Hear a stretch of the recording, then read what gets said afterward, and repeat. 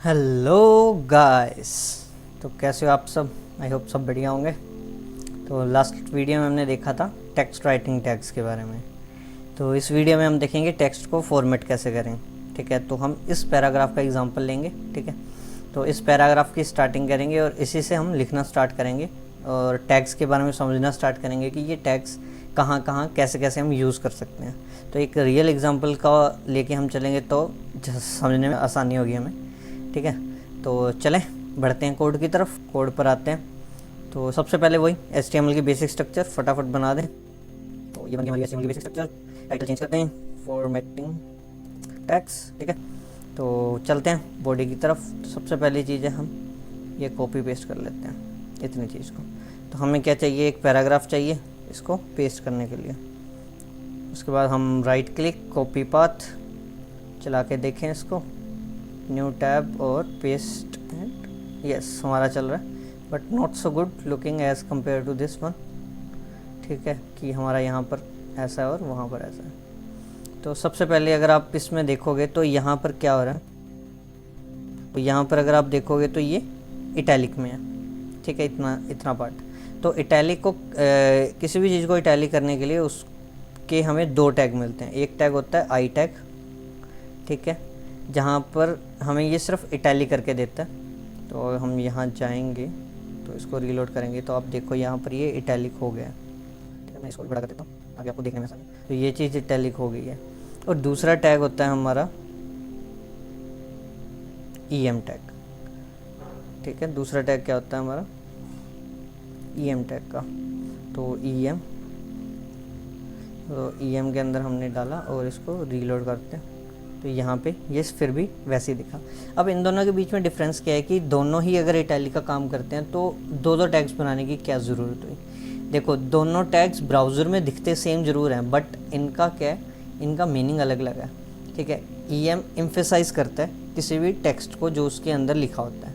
तो इसका डिफरेंस आपको पता चलेगा जब आप अब जैसे इस पैराग्राफ को अगर आप किसी टेक्स्ट टू स्पीच में अगर आप चलाओगे तो वहाँ आपको पता चलेगा कि वो कैसे वर्ड पर फोकस करता है, कैसे एम्फेसाइज करता है। अगर वो EM टैग के अंदर है, अगर वो आई टैग के अंदर है तो उसको वैसे ही नॉर्मली स्पीक करता है जैसे वो बाकी को करेगा। ठीक है, तो ये इसका सिमेंटिक मीनिंग अलग है इसमें। ठीक है, अब आगे चलते हैं। उसके बाद हमारा आया ये साइंटिफिक नेम एक क्या है हमारा लिंक बना हुआ है। ठीक है, ये लिंक बना हुआ है तो हम भी इसको लिंक बना देंगे। तो हमने लिंक बनाना सीखा था लास्ट में। ए टैग की हमें आवश्यकता होगी। तो ए टैग में हमें चाहिए होगा href एट्रीब्यूट सॉरी।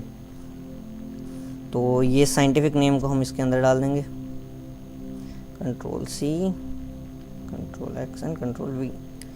यहाँ पर अब हम जाएंगे तो इसको रीलोड करते हैं तो हमारा ये साइंटिफिक नेम भी बन गया। वाह ग्रेट, ये भी हो गया, ये भी हो गया। अब हम आगे चलते हैं। आगे फिर आया हमारे पास एक और टैग बना है। ठीक है, तो यूज्ड बाय के बाद हमने यहाँ पर एंकर टैग दे दिया।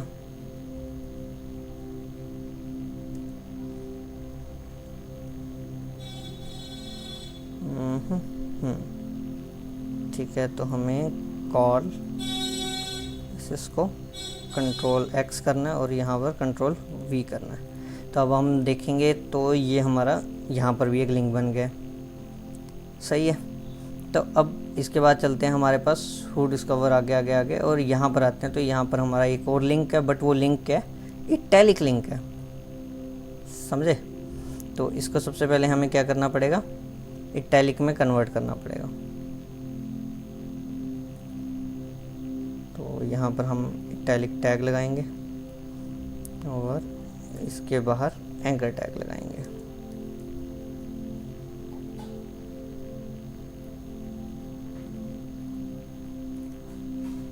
ठीक है, इटैलिक के अराउंड एंकर टैग लगा दिए और यहाँ से इतनी वैल्यू हमने कट की और यहाँ पेस्ट कर दी। ठीक है, अब यहाँ पे आप देखोगे पहले हमारा जो था ये नॉर्मल था, अब ये हमारा इटैलिक और बन गया लिंक।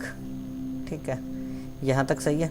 अब उसके बाद फिर चलते हैं, यहाँ पर फिर इटैलिक किया हुआ है तो हम इसको इटैलिक ना करके इसको बोल्ड करते हैं ताकि हम बोल्ड का कंसेप्ट भी सीख सकें। इसको पहले कट कर लें, बोल्ड के लिए हम दो वैल्यूज़, दो टैग्स का यूज़ करते हैं। एक तो बी होता है, ठीक है, बी से हमारा बोल्ड हो जाता है, जैसे ये हो गया, ठीक है। और दूसरा हमारा क्या है, दूसरा हमारा स्ट्रॉन्ग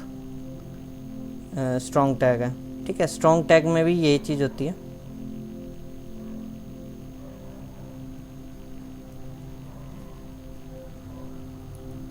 स्ट्रॉन्ग टैग भी हमारा क्या करता है, वो भी वैल्यू को,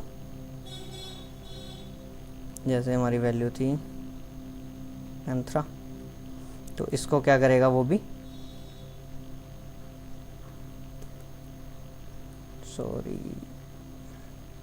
इसको बोल्ड कर देगा, ठीक है।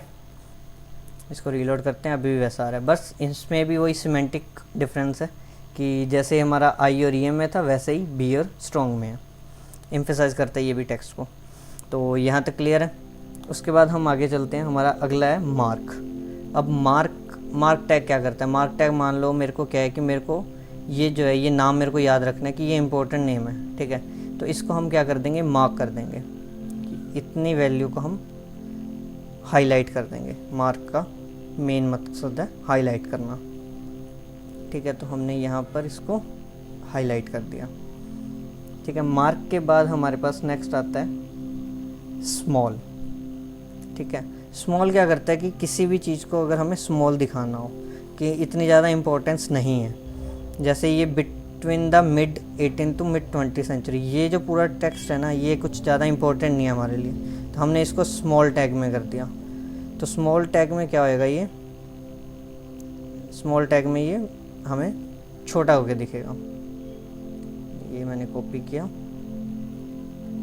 और यहाँ पेस्ट कर दिया। इसको मैं रीलोड करूँगा तो ये देखो, ये बाकियों के कंपैरिजन में स्मॉल है। इसको आप और छोटा करोगे तो आपको पता चलता जाएगा कि हाँ ये स्मॉल है।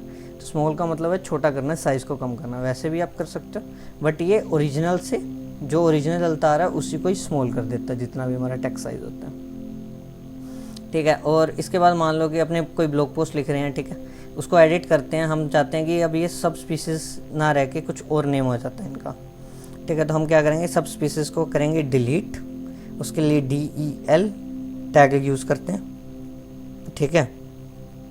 अब इसकी जगह हमने क्या करना है, इंसर्ट करना है। तो INS कोई नई चीज़ आई है, तो नई चीज़ हमने डाल दी, सब स्पीसीज़ 2, लेट्स सपोज इसको हटा के हमने सब स्पीसीज़ डाल दी। तो अब आप देखोगे जो भी हमने डिलीट टैग के अंदर लिखा था तो वो क्रॉस हो जाता है, और उसकी जगह अगर हमने कुछ इंसर्ट करना है तो वो अंडरलाइन होके आता है हमारे पास, ठीक है।